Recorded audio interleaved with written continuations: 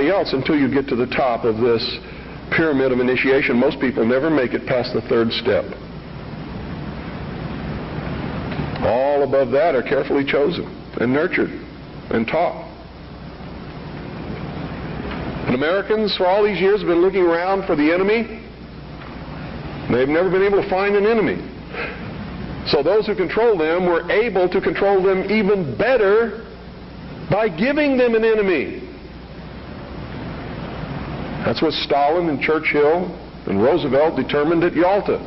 Who was going to be the enemy post-war? Turned out to be Stalin.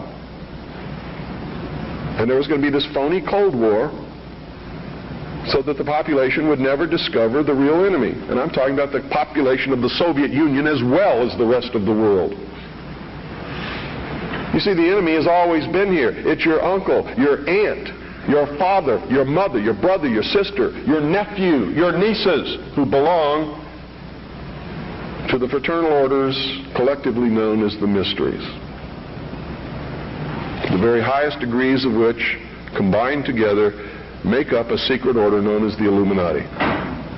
Their goal is to destroy all existing religions save theirs, all existing governments save theirs, and shackle the mob in a system of eternal oppressive debt chained to a computer for the rest of their life, and a propagandized world to make them believe that they are happy in this system.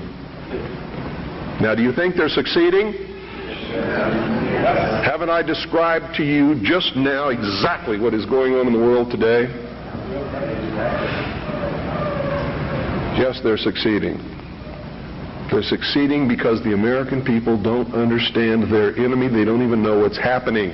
People were extolling the virtues of Pat Buchanan and actually considering voting for that man for president, and he sent them all a postcard.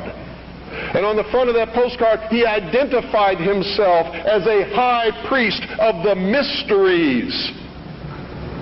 Because on the front of his Christmas cards that he sent to all of his followers was the penis of Osiris, the phallus, the obelisk, with a nice red bow tied around the base which represented the testes.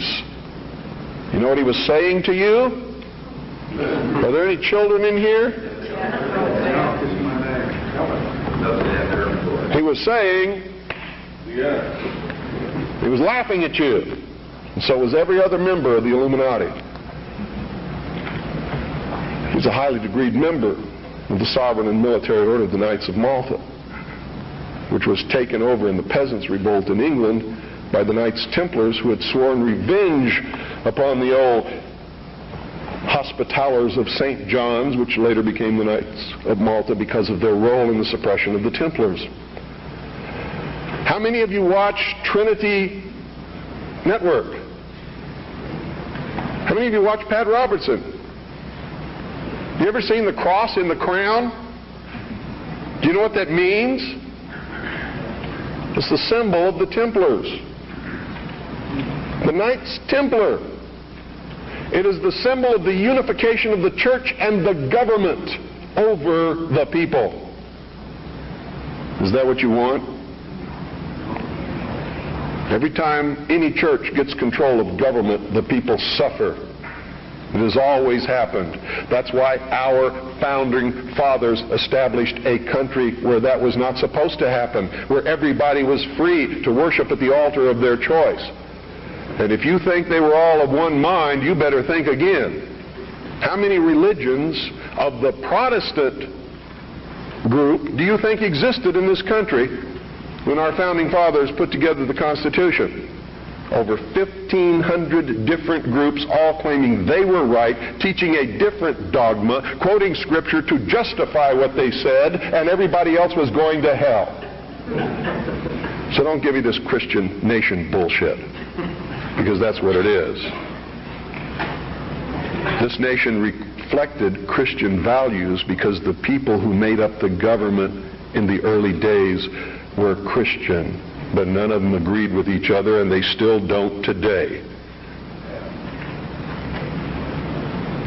They very seldom ever have. What do you mean by Christian? Seventh-day Adventist? Branch Davidian? We need to do some serious evaluating, some very serious checking out of agendas. If you really want to take over the government and make it a theocracy, because I'm going to tell you exactly what's going to happen if you do that. You're going to burn people at the stake who disagree with you. And if that happens, I'm going to have to take up arms all over again.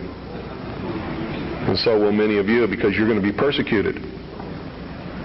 You see? Because whichever one controls the government, you're going to have to conform to that teaching, and if you don't believe in it, you're a heretic. Do you understand what I'm talking about? What is our common bond truly? Freedom. Freedom. Without freedom, you can't be a Christian no matter what denomination you belong to. You can't be a Buddhist.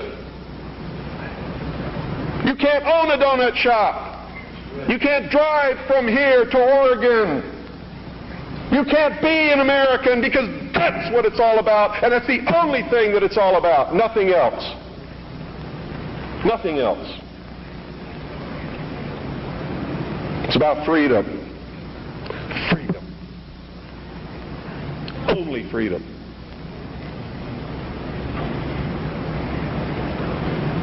It means you have to let other people be free, even if they disagree with you.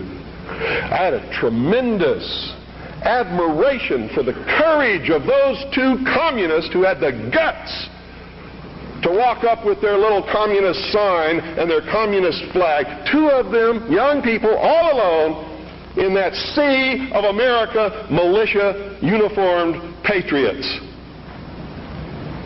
And I saw people who wanted to kill them.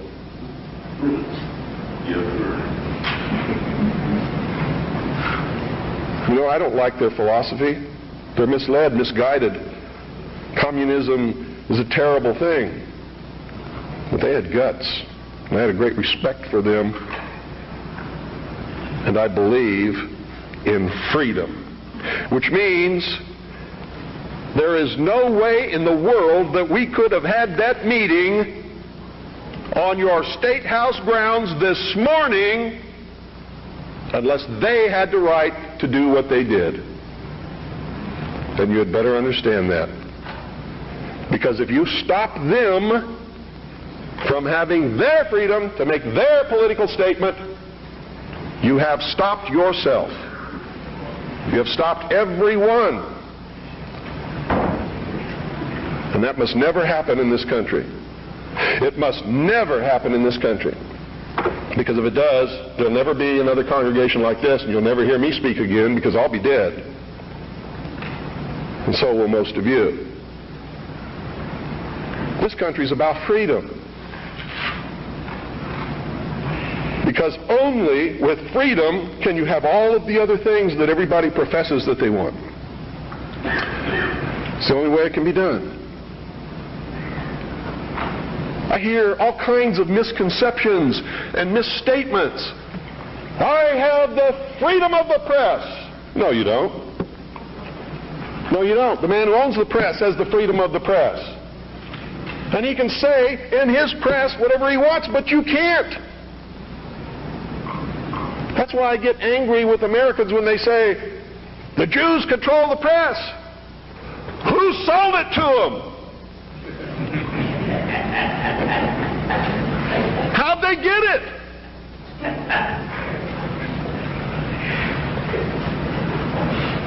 You want the press? Start a press. You want to be on the radio? Do it. But stop whining. Stop bitching. Stop complaining. That guy that owns the press, that's his press. He can do with it what he wants. Just like you do with your car what you want because it's your property. He doesn't owe you anything unless you've got a contract with his signature on it that says he will print what you say. If you can't produce that, he doesn't owe you anything. That's America. You know what's wonderful about America? You can have a press. I have a press. How many of you have seen my newspaper? That newspaper's no joke. It makes congressmen cringe when they see it. It scares the hell out of the enemy. You too can have a radio show. I'm going to teach you how just here in just a couple of minutes. You too can publish books like this. I did it. The Harvest Trust is the trust for my children. I'm not rich. I don't have anything. You know how I financed this book? I sold copies before it was printed to people who believed enough in me to buy them. I don't have any money. I have my family. And that's all the wealth I ever need. I don't make any money from my radio show. Veritas has operated in the red from the beginning. And probably always will. But I got something that you don't have. I have a free press. It's mine. And I get to say what I want. And I get to publish what I want and print what I want because it's mine. And I'm free. And it's my free press. That's why I don't care if somebody calls up my radio show and says they don't like what I say. Screw you. Get your own show.